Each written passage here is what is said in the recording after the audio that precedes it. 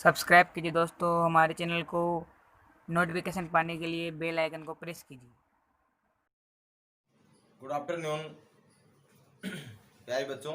Online classes माँ ज्ञान Bharti group of education अंता के द्वारा आपका स्वागत है। ऑनलाइन क्लास के अंदर औपनिवेशिक शासन काल में मैंने व्यापार की समस्या आपको बताई, ठीक है। काम की तलाश जो है आपको बताई कि जो है जंगलों में रहने वाले जो आदिवासी थे उनको किस किस प्रकार जो है समस्याओं से जूझना पड़ा, वो सारी चीज़ें आपको बता दी।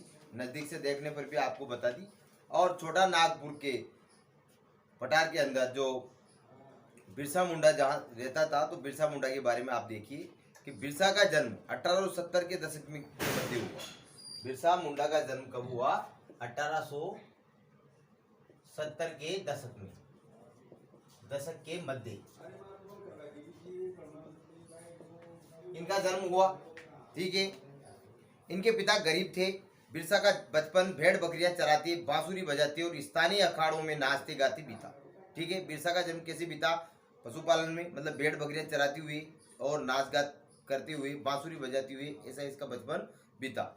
उनकी परवरिश मुख्य रूप से बोहड़ा के आसपास के जंगलों में हुई। कहाँ हुई? बोहड़ा के आसपास के जंगलों में। बोहड़ा के जंगलों में, ठीक है। बोहड़ा के जंगलों में हुई। किसकी? बिरसा मुंडा की। गरीबी से लाचार बिरसा के पिता को काम की तलाश में जगह जगह भटकना पड़ता था। लड़कपन में ही बिरसा ने अतीत में हुए मुंडा विद्रोह, अतीत यानी समय से पहले जब मुंडा विद्रोह हुआ है ना, मुंडा विद्रोह की कहानियां सुन ली थी। उन्होंने कई बार समुदाय के सरदारों, मतलब समुदाय के सरदार कौन थे? मुखिया, ठीक है। मुखियाओं को विद्रोह का आह्वान करते देखा था। मतलब मुंडा जो समुदाय था, मुंडा जो जाति थी, उसके जो आदिवासी जो मुखिया थे वो क्या कर रहे थे? उस विद्रोह में लीडरशिप कर रहे थे, अगुवा हो रहे थे। उनकी कहानी इन्होंने सुनी। किन्होंने? बिरसा मुंडा ने। उन्होंने कई बार समुदाय के सरदारों से विद्रोह का क्या किया? आह्वान करते देखा गया कि आप जो है विद्रोह का क्या करें उसमें आप अपनी लीडरशिप को जारी रखें। बिरसा के समुदाय के लोग ऐसे स्वर्ण युग की बात करते थे जब मुंडा लोग दिकुओं के उत्पीड़न से पूरी तरह आजाद थे। अब दिकुएं किन्हें कहा गया? औपनिवेशिक शासन काल के अंदर जो अंग्रेज अधिकारी थे उनका नाम आदिवासियों ने क्या रखा? दिकू। क्या नाम रखा उनका? दिकू रखा। अब दिकू कौन? औपनिवेशिक शासन काल के दौरान जो अंग्रेज अधिकारी थे उनको मुंडा जो समुदाय थे वहां के छोटा नागपुर के पठार में जो मुंडा समुदाय रहते थे उन्होंने क्या नाम दिया? दिकू नाम दिया, ठीक है। तो उनका नाम दिकू दिया गया। अब ये लोग दिकू क्या चाहते थे कि स्वर्ण युग की कल्पना करते थे आदिवासी समाज में। देखो आप, बिरसा के समुदाय के लोग स्वर्ण युग की बात किया करते थे जब मुंडा लोग दीपुओं के उत्पीड़न से पूरी तरह आजाद थे। सरदारों का कहना था कि एक बार फिर उनके समुदाय के परंपरागत अधिकार बहाल कर दिए जाए। सरदारों का और आदिवासियों का क्या मानना था कि जो हमारे परंपरागत कार्य हैं, जैसे पशुपालन है, वनों के आखेट जुटाना है, वन उपज का जो अधिकार क्षेत्र हमारे पास है वो हमारे पास ही रहना चाहिए। औपनिवेशिक शासन काल में व्यापारी और जो गुमास्ते थे, उनके जो मुनीम थे, वह नहीं करें, ये हमारे अधिकार हमारे पास ही रहें, ठीक है। वे खुद को इलाके का मूल निवासियों का वंशज मानते थे। क्या मानते थे? जो मुंडा जाति थी वो अपने आप को क्या मानती थी? जंगलों की एक प्रजाति मानती थी। वहाँ के स्थानीय लोग उनको अपना वंशज मानते थे। अपनी जमीन की लड़ाई, मुल्क की लड़ाई लड़ रहे थे। किसकी लड़ाई लड़ रहे थे? अपनी जमीन की, अपनी मातृभूमि की लड़ाई वह अंग्रेजों से लड़ना चाहते थे। वे लोगों को याद दिलाते थे कि उन्हें अपना साम्राज्य वापस पाना है, ठीक है। कौन दिलाते थे? जो जो मुंडा समुदाय की जो अग्रज थे, जो उनको संभालते थे, वो इनका मानना था कि साम्राज्य वापस लाना है। बिरसा स्थानीय मिशनरी स्कूल में जाने लगे। बिरसा मुंडा जो है सर्वप्रथम स्थानीय विद्यालय में जाने लगे जहां उन्हें मिशनरियों के उपदेश सुनने का मौका मिला। ईसाई धर्म के जो मिशनरी होते हैं उनको उपदेश सुनने का मौका मिला। किसको? बिरसा मुंडा को। वहां भी उन्होंने यही सुना कि मुंडा समुदाय स्वर्ग का साम्राज्य हासिल कर सकता है। वहां भी मिशनरियों के माध्यम से क्या सुना बिरसा ने कि जो है ये जो है मुंडा समुदाय वो क्या कर सकता है? स्वर्ग का पता भी हासिल कर सकता है। मतलब वो अपनी वास्तविक स्थिति में भी दोबारा आ सकते हैं आंदोलन के माध्यम से, अपने खोए हुए अधिकार वापस पा सकते हैं अगर वे अच्छे ईसाई बन जाएं और अपनी खराब आदतें छोड़ दें। मिशनरियों का मानना था कि जो ये जनजाति है, मुंडा जनजाति, ये क्या करें, ईसाई धर्म को मानने लग जाएं तो ये स्वर्ग का रास्ता भी माप सकते हैं, ऐसा मानना था मिशनरियों का। बाद में बिरसा ने एक जाने माने वैष्णव धर्म प्रचारक के साथ कुछ समय बिताया। बाद में पहले तो मिशनरियों के संपर्क में आए, उसके बाद एक वैष्णव जो धर्म गुरु था उसके संपर्क में आए, कौन, बिरसा मुंडा। उन्होंने जनेऊ धारण किया। क्या धारण किया उन्होंने, जनेऊ धारण किया, और शुद्धता और दया पर जोर देने लगे। शुद्धता और दया की भावना पर जो है जोर देने लगे, कौन, बिरसा मुंडा। अपनी किशोर अवस्था में बिरसा जिन विचारों के संपर्क में आए उनसे वह काफी गहरे तौर पर प्रभावित थे। बिरसा का आंदोलन आदिवासी समाज को सुधारने का आंदोलन था। मतलब बिरसा का जो आंदोलन था, मुंडा समुदाय को या मुंडा जनजाति को उनमें व्याप्त जितने भी अंधविश्वास थे उनको त्यागने और उनको दूर करने का उनका आह्वान था। यही उन्होंने काम किया अपने मुंडा समुदाय के लिए। उन्होंने मुंडाओं से आह्वान किया कि वे शराब पीना छोड़ दे, गांव को साफ रखे और डायन व जादू टोने में विश्वास नहीं करें। मतलब शराब छोड़ दें, जितने भी अंधविश्वास, जितने भी ट्रेडिशंस उनके बने हुए थे जनजाति में, उनको त्यागें, तभी जाकर वो क्या कर सकते हैं, अपने समाज को, अपनी जनजाति समूह को आगे बढ़ा सकते हैं। यहाँ ध्यान देने वाली बात यह है कि बिरसा ने मिशनरियों और हिंदू जमींदारों का भी लगातार क्या किया, विरोध किया। ठीक है, वह उन्हें बाहर का मानते थे जो मुंडा जीवन शैली को नष्ट कर रहे थे। उस व्यक्ति को मुंडा समुदाय या मुंडा जनजाति उन लोगों को ही बाहर का मान रहे थे जो उनकी परंपरागत धार्मिक शैली थी, कार्य पद्धति थी, उनको बदलाव चाहते थे, उन्हीं लोगों को वो बाहर का मानते थे, अर्थात मिशनरियों को और हिंदू जमींदारों को। ठीक है, 1895 में बिरसा ने अपने अनुयायियों से आह्वान किया कि वे अपने गौरवपूर्ण अतीत को पुनर्जीवित करने के लिए संकल्प लें। 1895 में बिरसा ने क्या किया, 1895 में बिरसा ने दोबारा से उस मुंडा जनजाति को दोबारा से आह्वानित किया कि आप जो है अपनी पुरातन, मतलब अतीत में गुजरने वाले जीवन को दोबारा से पुनर्जीवित करें, ताकि हमारी जनजातीय जो परंपरा बनी हुई है वो यथा स्थिर रहे।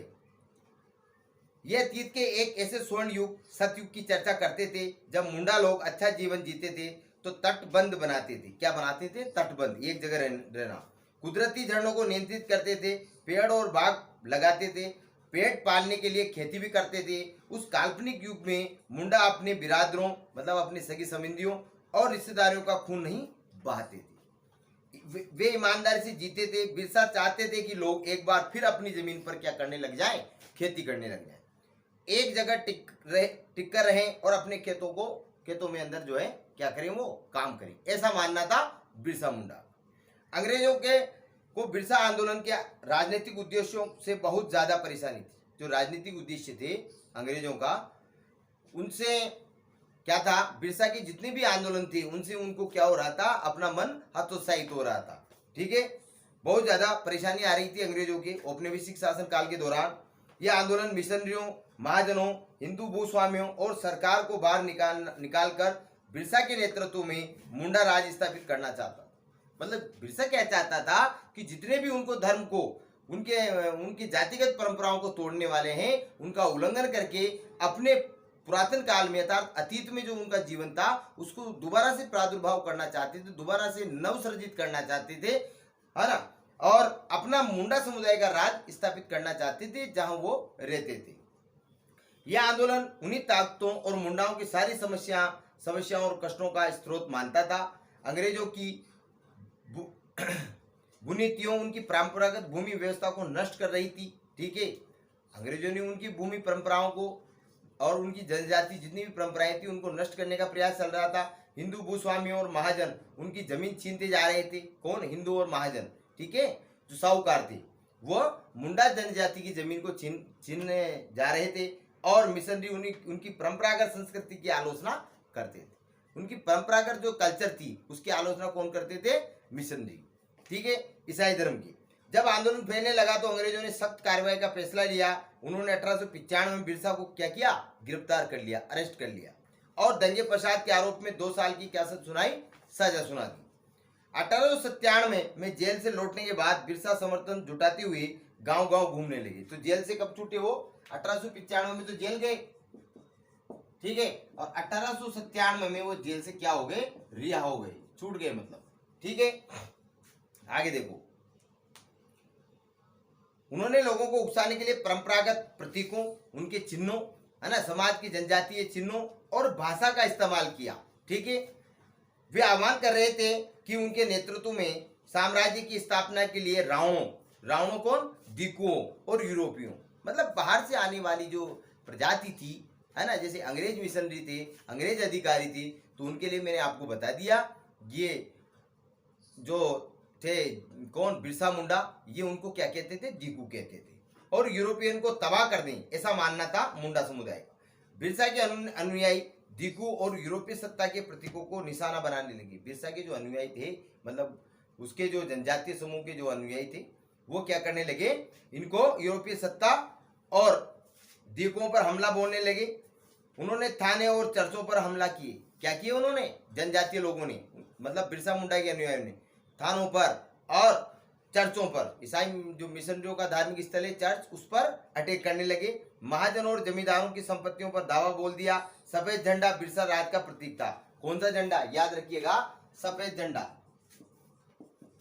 सफेद झंडा था, वो बिरसा राज का क्या था, प्रतीक था। इससे रिप्रेजेंट होता है कि बिरसाओं का एक जनजातीय समूह एक साथ खड़ा है और उसका कौन सा प्रतीक था, सफेद झंडा, याद रखिएगा। आगे देखो, सन 1900 में बिरसा की हैजे से मृत्यु हो गई। याद रखिएगा, सन 1900 में किससे मृत्यु हुई, हैजे से। ठीक है, हैजे से जो है बिरसा मुंडा की क्या हो गई, 1900 में मृत्यु हो गई। ठीक है, और आंदोलन ठंडा पड़ गया। यह आंदोलन 2 मायने में महत्वपूर्ण था। पहला, इनसे औपनिवेशिक सरकार को ऐसे कानून लागू करने के लिए मजबूर किया जिसके जरिए दिकू लोग, मतलब बाहरी लोग, दिकू से तात्पर्य बाहरी लोग, है ना, एक बार फिर आदिवासियों की जमीन पर आसानी से कब्जा न कर सकें। दूसरा मायना क्या निकला कि इसने एक बार जता दिया कि अन्याय का विरोध करने और औपनिवेशिक शासन के विरुद्ध अपने गुस्से को अभिव्यक्त करने में आदिवासी क्या है, सक्षम है। यह बता दिया बिरसा के मुंडा जनजातीय लोगों ने, मतलब उसके अनुयायियों ने। उन्होंने अपने खास अंदाज में अपनी खास रस्मों और संघर्ष के प्रतीकों को जरिए इस काम को क्या दिया, अंजाम।